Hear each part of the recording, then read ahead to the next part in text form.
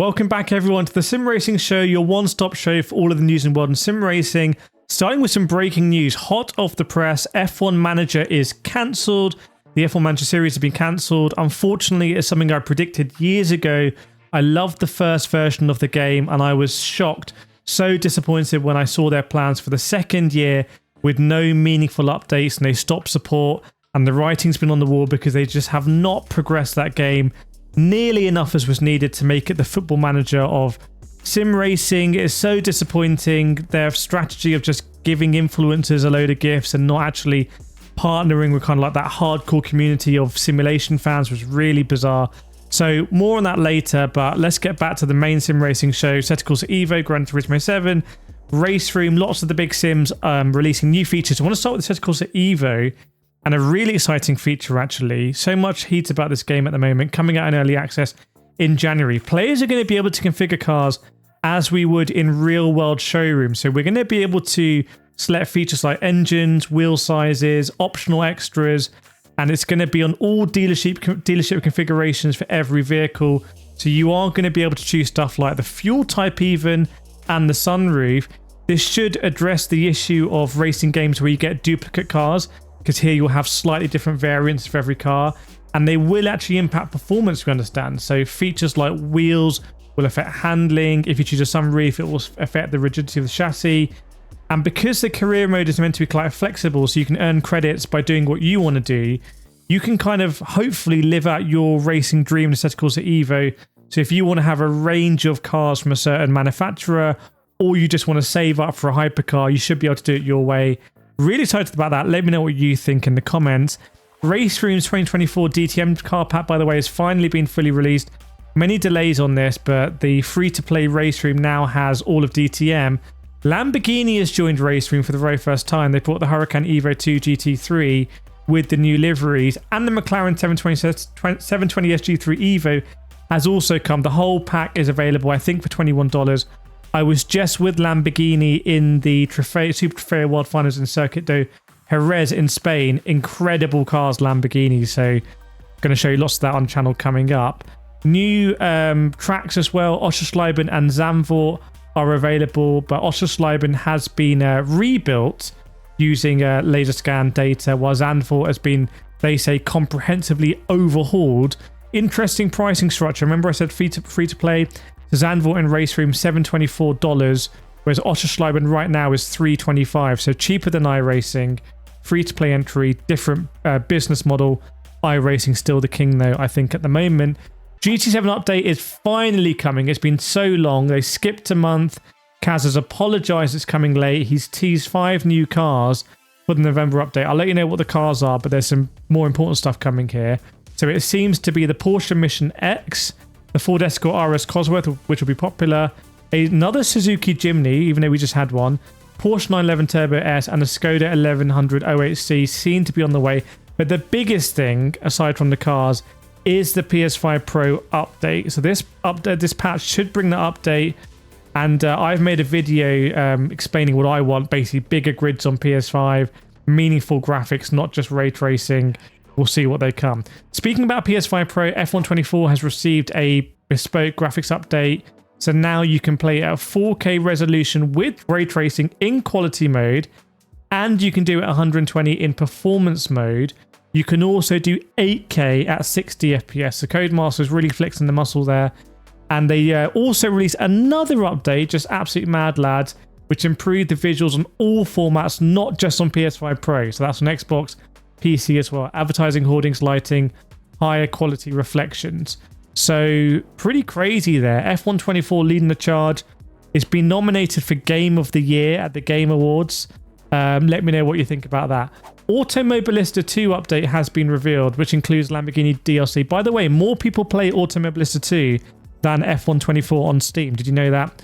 So Ryza have finally revealed some details with the 1.6 update. That's coming soon. 2 new DLC packs. Remember Lamborghini spoke about them in Raceroom?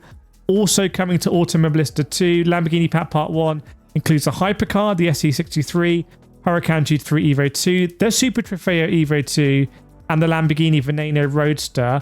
The Endurance Pack includes the Alpine A424, Oreca 07, Ligier, Audi R8, GT3 EVO and the Corvette Z07 GT3R great car. Both packs going to be just under $10, €10. Release date still up in the air.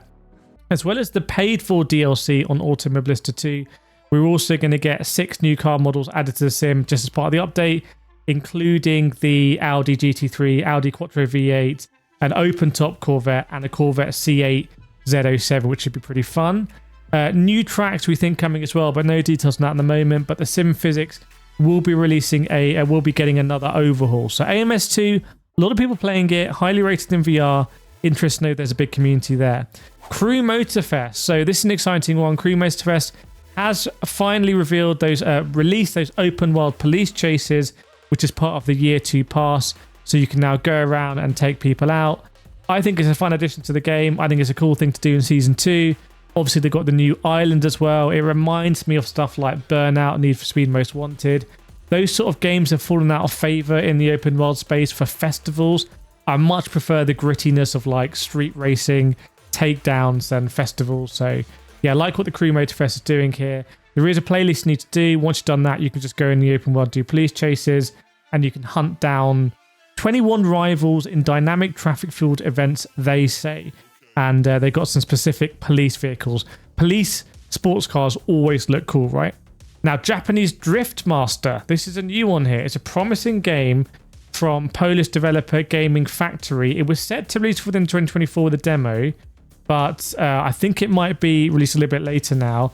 So this Polish studio could be a potential hit with Japanese drifting.